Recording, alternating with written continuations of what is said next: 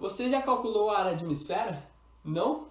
Mas você sabe calcular a área de um polígono simples e regular? Eu sou Felipe e hoje ensinaremos como calcular a área desses polígonos através do Teorema de Fick.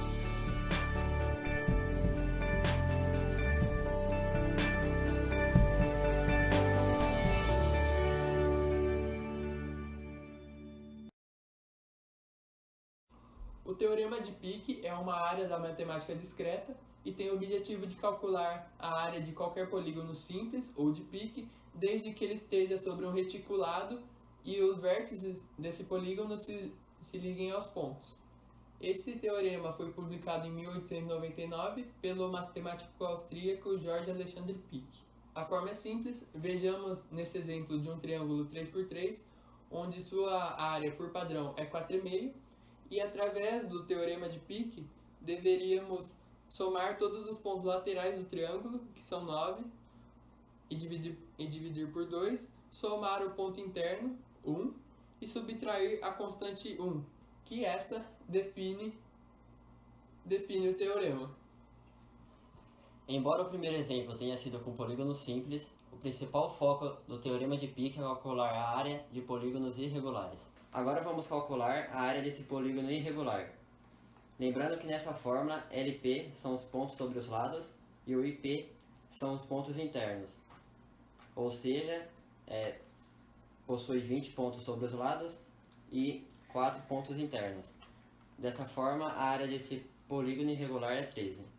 Mas como podemos saber se essa fórmula está correta? A partir de agora vamos ver diferentes demonstrações que essa fórmula é válida. Começando pelos retângulos, vamos especificar algumas propriedades do retângulo quanto ao teorema de Fick. A área pode ser dita como base vezes altura. Os lados sobre os pontos é o perímetro do retângulo sobre 2, e os pontos internos é a área interna do retângulo, menos a constante 1.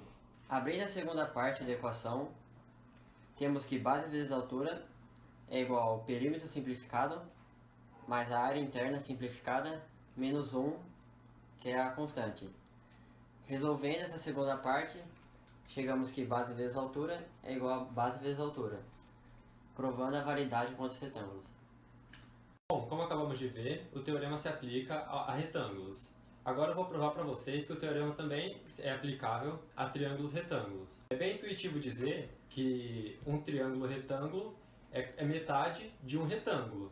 Então, se queremos saber a área de um triângulo, basta dividir a área de um retângulo por 2.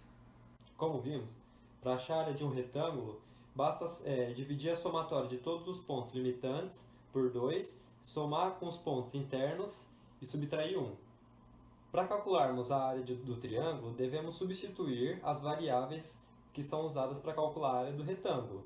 Ou seja, o L do retângulo é igual a 2 vezes o L do triângulo menos 2 vezes D do triângulo mais 2. O que é isso?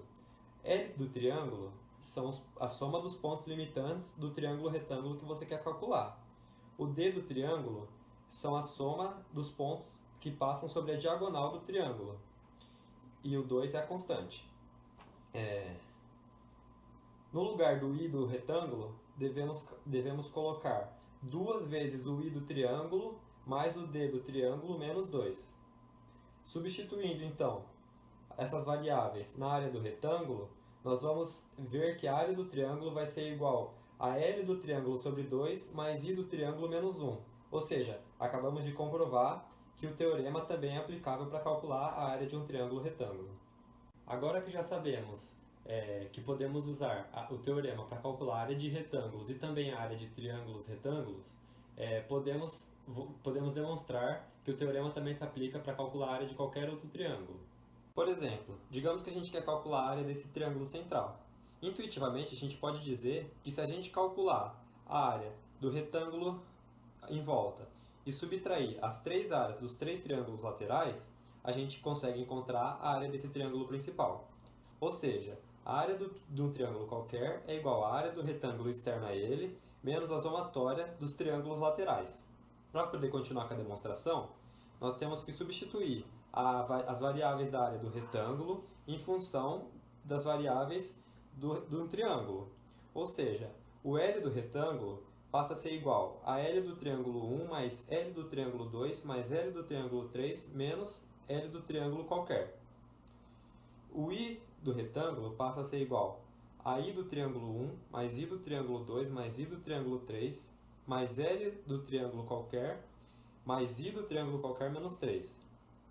Ao substituir essas variáveis na nossa demonstração da área do retângulo, nós chegamos que a área de um triângulo qualquer é igual a L desse mesmo triângulo sobre 2 mais I desse triângulo menos 1, ou seja, o teorema de Pique.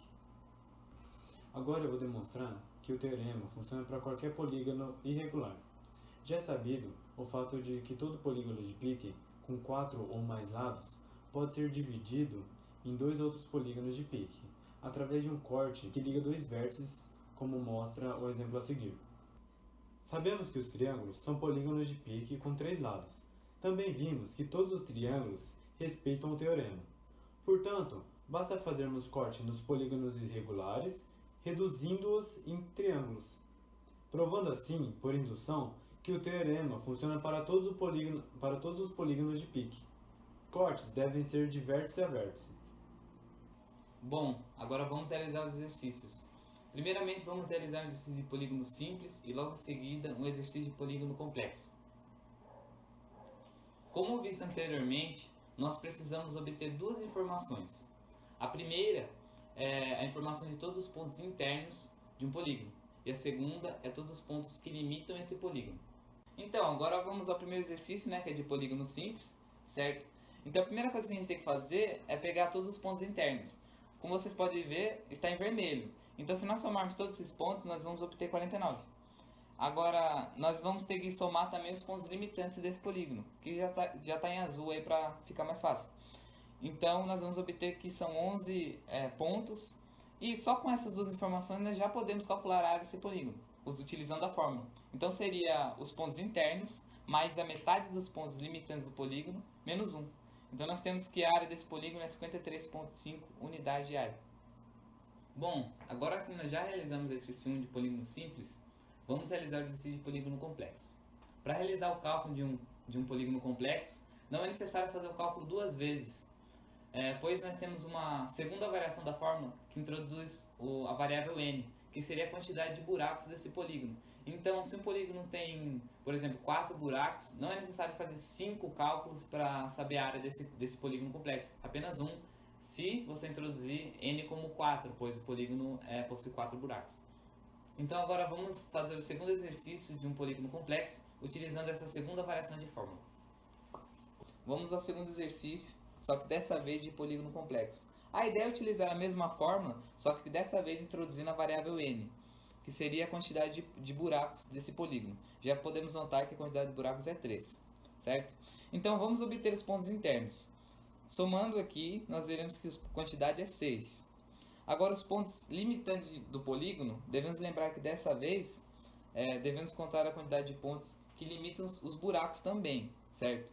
Pois esses mesmos pontos são limitantes do polígono. Somando todos, nós teremos 38 pontos, certo?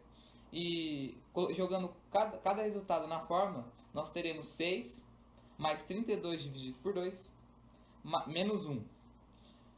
No caso, essa seria a fórmula padrão.